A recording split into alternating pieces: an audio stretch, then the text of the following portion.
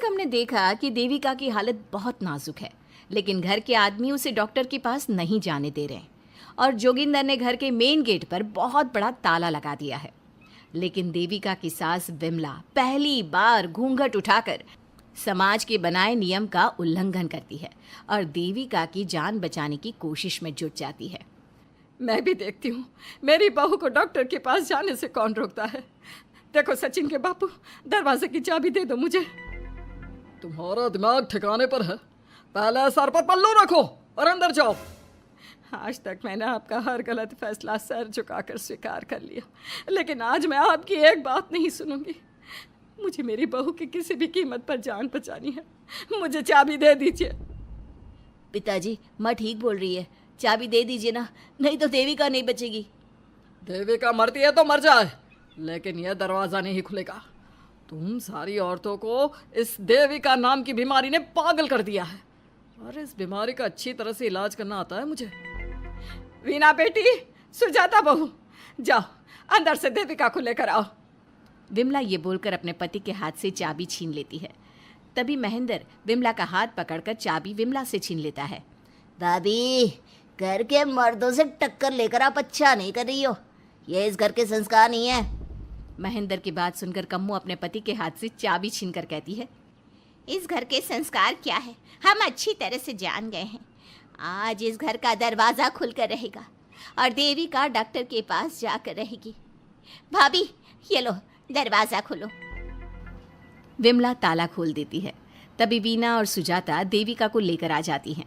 घर की सारी औरतें देविका को लेकर घर से जा रही होती है कि तभी सुजाता का पति मोहन उससे कहता है, सुजाता, तुम देविका को लेकर इस घर से निकल तो रही हो, लेकिन याद रखना, अगर तुमने एक कदम भी बाहर निकाला तो वापस इस घर में मत आना। मैं देविका के साथ अस्पताल भी जाऊंगी और वापस इस घर में भी आऊंगी। देखती हूँ कौन रोकता है मुझे। देखता हूँ कैसे इस घर के अंदर कदम रखती हो और कौन तुम्हारी मदद करता है। कानून मेरी मदद करेगा और कारट के दरवाजे हर नागरिक के लिए खुले हैं। मोहन को अपनी पत्नी से इस तरह बात करता देख कल्याण वीना से कहता है, वीना, तुमने देविका का साथ देकर अच्छा नहीं किया। अगर तुम अभी भी इसके साथ गई तो अपना और मेरा रिश्ता खत्म समझना। मुझे कोई फर्क नहीं पड़ता। तुमने आज तक किया ही क्या है मेरे लिए। तुम खुद घर जमाई बनकर मेरे घर में रह रहे हो। कभी 100 रुपये की साड़ी दिलाई है मुझे? मेरे आने से पहले मेरा घर छोड़कर निकल जाना, समझे? ये बोलकर वीना और घर की सभी औरतें देविका को अपने साथ अस्पताल ले जाती है। वहाँ जाने के बाद डॉक्टर जल्दी से देविका का चेकअप करता है। चेकअप करने के बाद वो गुस्से से कहता है, ये क्या किया है तुमने? क्या हुआ डॉक्टर साहब? आपकी बहू की इतनी ज़्यादा हालत ख़राब है और उन्हें चोट भी लगी है, फिर भी आपने उन्हें हॉस्पिटल लाने में इतना लेट कर दिया। आपको 3 दिन पहले ही इन्हें हॉस्पिटल में एडमिट करवाना चाहिए था। हमसे गलती हो गई डॉक्टर साहब, लेकिन आप जल्दी कुछ करिए। हमारी बहू और उसके बच्चे को बचा लीजिए। देखिए, अभी कुछ भी कह पाना मुश्किल है। हम माँ और बच्चे में से किसी एक को ही बचा सकते हैं। आप सोच लो किसे बचाना है। डॉक्टर साहब, आप देविका को बचाइए, उससे कुछ नहीं होना चाहिए। देखिए, हमें देविका का ऑपरेशन करना पड़ेगा। आप इनके पति को बुलाइए, हमें कुछ पेपर पर साइन करवाने हैं। डॉक्टर की बात सुनकर सभी औरतें सोच में पड़ जाती हैं। तभी वीना कहती है, डॉक्टर साहब, इनके पति नहीं आ सकते। ये इनकी सास है विमला देवी, आप इनसे साइन करवा लीजिए। लेकिन पेशेंट की हालत इतनी नाजुक है, इनके पति है कहाँ? वो अपने आदमी होने का धर्म निभा रहा है। पति धर्म के बारे में उसे कुछ नहीं पता। डॉक्टर साहब, वो नहीं आएगा। क्या क्या करना है आप मुझे बताइए। थोड़ी देर बाद डॉक्टर देविका का ऑपरेशन शुरू कर देते हैं।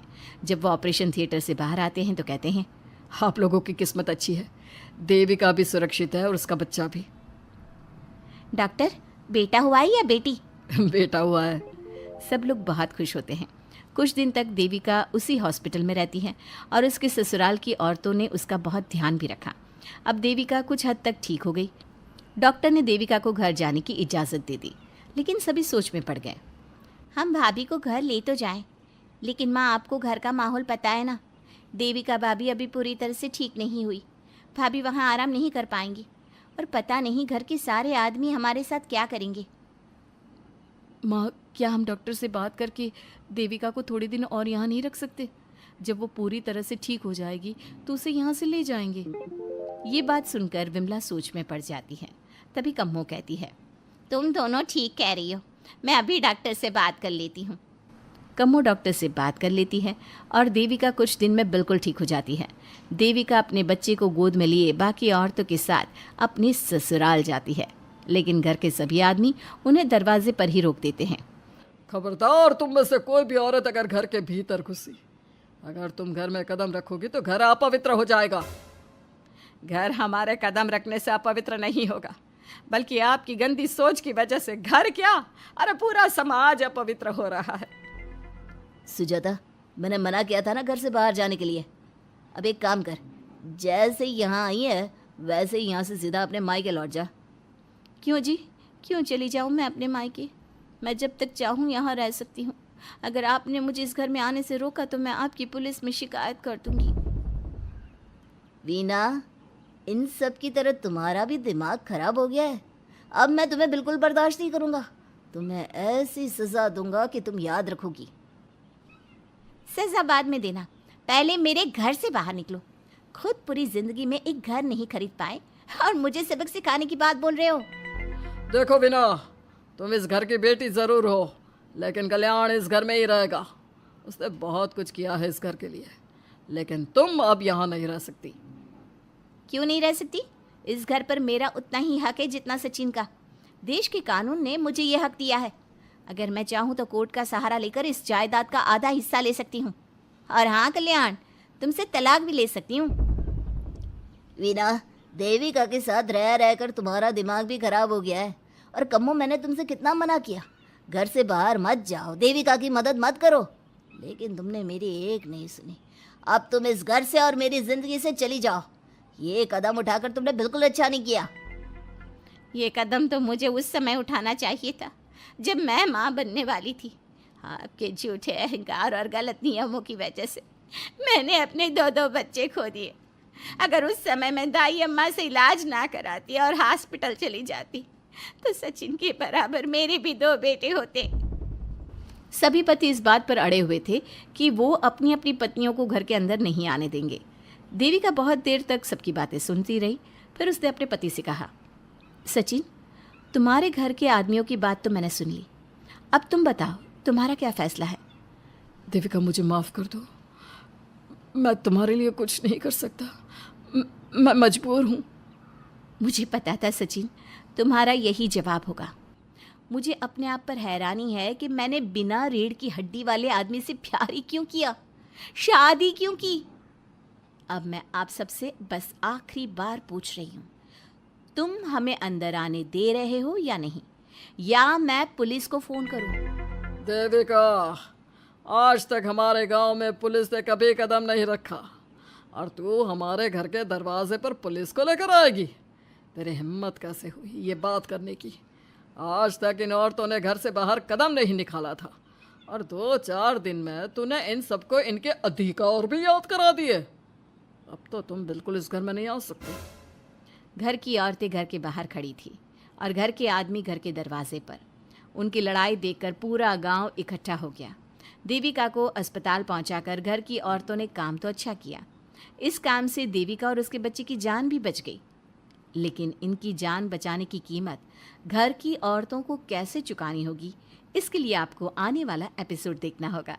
और हमारे प्यारे दर्शकों, हमें कमेंट करके ज़रूर बताइए कि देविका के साथ बाकी औरतों को क्या करना चाहिए।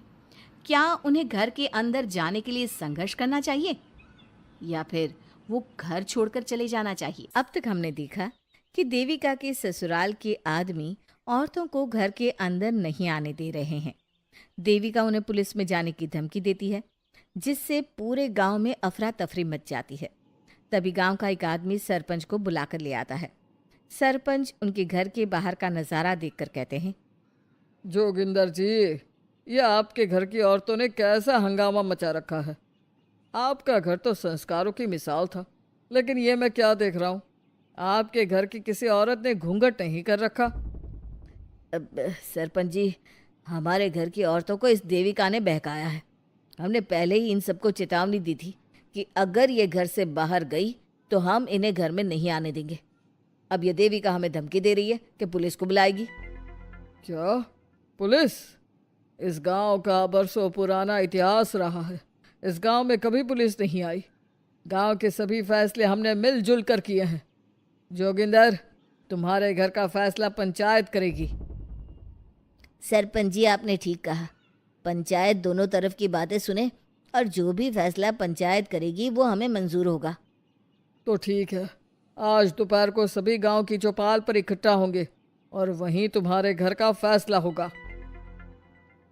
सरपंच वहां से चला जाता है। घर के आदमी घर के अंदर जाकर दरवाज़ा बंद कर लेते हैं और घर की औरतें वहीं घर के बाहर पेड़ के नीचे बैठ जाती हैं। तभी विमला कहती है, देविका बहू, तुम्हें भूख लगी होगी ना? नहीं माँ जी, मुझे भूख नहीं लगी, मैं ठीक हूँ। बहू, तेरा बच्चा छोटा है अभी, तुझे भूखा नहीं रहना चाहिए। वीना, सुजाता, जाओ पास में जो पंडित जी का बाग है ना, वहाँ से कुछ फल तोड़ लाओ। वीना और सुजाता पास के बगीचे से खूब सारे फल तोड़ कर ले आती हैं। सभी औरतें फल खाती हैं। तभी देविका कहती है, आप सब घर से बाहर निकली, घूंघट उतार दिया तो इन मर्दों की इज्जत चली गई, लेकिन हम सब घर के बाहर भूखे प्यासे बैठे हैं। इस बात पर इन अहंकारी मर्दों को शर्म क्यों नहीं आ रही? हाँ देविका, तुम ठीक कह रही हो। अगर हम मर भी जाए ना, तब भी इन मर्दों के लिए इनके बनाए गए नियम कानून ही अहम रहेंगे, हम नहीं। सुजाता भाभी, मुझे तो सबसे ज़्यादा सचिन पर गुस्सा आ रहा है। उसने मुझसे लव मैरिज की थी, क्या क्या वादे किए थे कि मेरा साथ कभी नहीं छोड़ेगा, और आज उसने मेरा साथ छोड़ दिया। अपने बच्चे को एक बार भी नहीं देखा उसने। देविका, वो शुरू से ही ना डरपोक रहा है, लेकिन इन सारी बातों को छोड़ो। मुझे तो इस बात की चिंता हो रही है कि पंचायत में न जाने क्या फैसला होगा। पता नहीं वो इंसाफ करेंगे भी या नहीं। वीना दीदी, आपको अभी भी पंचायत से इंसाफ मिलने की उम्मीद है? अगर इस गांव की पंचायत में सच में इंसाफ करने की भावना होती तो सरपंच जी अभी हमें घर के अंदर जाने देते। देखा नहीं कितना जहर उगल कर गए हैं हमारे खिलाफ। तो बहू, अब हम क्या करेंगे? पंचायत तो हमारे खिलाफ ही फैसला सुनाएगी। पहले तो हम अपनी सारी बातें रखेंगे। अगर ये लोग नहीं माने तो आपको वही करना होगा जो मैं कहूँगी। लेकिन एक बात आप याद रखना, किसी भी सूरत में हम झुकेंगे नहीं, क्योंकि हम सही हैं। देविका सभी औरतों को समझा रही थी। तभी वहाँ एक गांव वाला आता है। आप सभी को पंचायत में बुलाया है। उस गांव वाले की बात सुनकर सभी औरतें पंचायत में पहुंचती हैं। वो देखती हैं कि उस पंचायत में सारा गांव इकट्ठा हो गया है। बहुत सारी औरतें लंबे लंबे घूंघट करके वहां आई हुई हैं। तभी पंचायत की कार्यवाही शुरू की गई और घर के आदमियों से पूछा गया कि वो घर की औरतों को घर में क्यों नहीं रखना चाहते। हमारे घर की औरतें ना तो घूंघट उतारती है और ना ही किसी डॉक्टर से इलाज करवाती है, और हमारे मना करने के बाद भी इन सब ने घर से बाहर कदम रखा, हमसे ऊंची आवाज़ में बात की। हमने इन सबको चेतावनी भी दी, लेकिन इन्होंने हमारी बात नहीं सुनी। अब यह सभी औरतें हमारे घर में नहीं रह सकती। अब औरतें अपना पक्ष रखें। ये कानून की किस किताब में लिखा है कि औरतों को घूंघट करना चाहिए? और अगर मेरे ससुराल की औरतें मुझे डॉक्टर के पास ना लेकर जाती तो ना मेरा बच्चा जिंदा बचता और ना ही मैं। लेकिन दाई अम्मा से हम इलाज करवा रहे थे ना। दाई अम्मा को कुछ समझ में नहीं आ रहा था। देविका का इलाज दाई अम्मा के बस की बात नहीं थी। काफ़ी देर तक दोनों पक्षों में बहस चलती रही। दोनों एक दूसरे पर आरोप प्रत्यारोप लगाते रहे, लेकिन दोनों पक्षों की बात सुनने के बाद पंचायत ने जो फैसला लिया उसके लिए तो देविका पहले से ही तैयार थी। दोनों पक्षों की बात सुनने के बाद पंचायत ने यह फैसला किया है कि सारी गलती महिलाओं की है। अगर वो अपने अपने पतियों से माफ़ी मांग लेती है और वादा करती है कि भविष्य में कभी ऐसी गलती नहीं दोहराएंगी, तो वो घर के अंदर प्रवेश कर सकती हैं।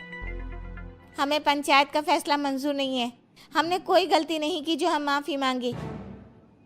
और किस बात का वादा करें हम? हमने देविका की जान बचाई है, तो आप हमसे भविष्य में किसी की जान न बचाने का वादा ले रहे हैं क्या? अगर तुम्हें पंचायत का फैसला मंजूर नहीं है तो तुम सबको घर में नहीं पुरानी हवेली में रहना होगा, जो अब खंडहर बन चुकी है। यह खंडहर तुम्हारे घर के सामने ही है। सरपंच जी, आपका फैसला सही नहीं है। एक बार और सोच लीजिए इस फैसले के बारे में। ओ शहर की छोरी, 4 किताबें क्या पढ़ ली, हमें सही गलत का पाठ पढ़ाएगी।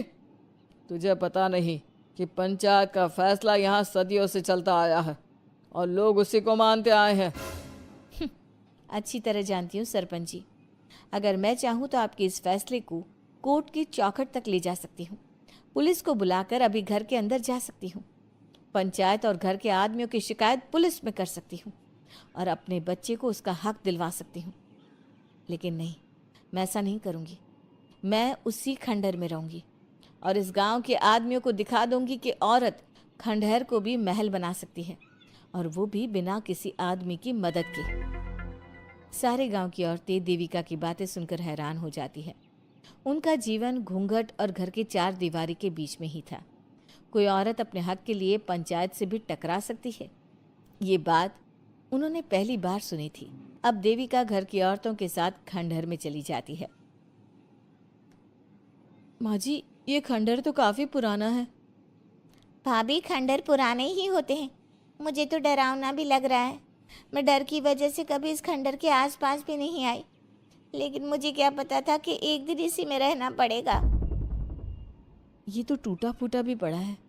माँ जी, एक काम करते हैं, ये खंडहर तो काफी बड़ा है, इसलिए एक हिस्से की साफ सफाई करके उसे ही रहने लायक बना देते हैं। बाद में धीरे धीरे पूरा खंडहर ठीक कर लेंगे। हाँ बहू, तुम ठीक कह रही हो। विमला भाभी और मैं इस खंडहर के टूटे हुए हिस्सों पर मिट्टी और ईंटें लगा देते हैं। सुजाता और वीना, तुम साफ सफाई कर लो।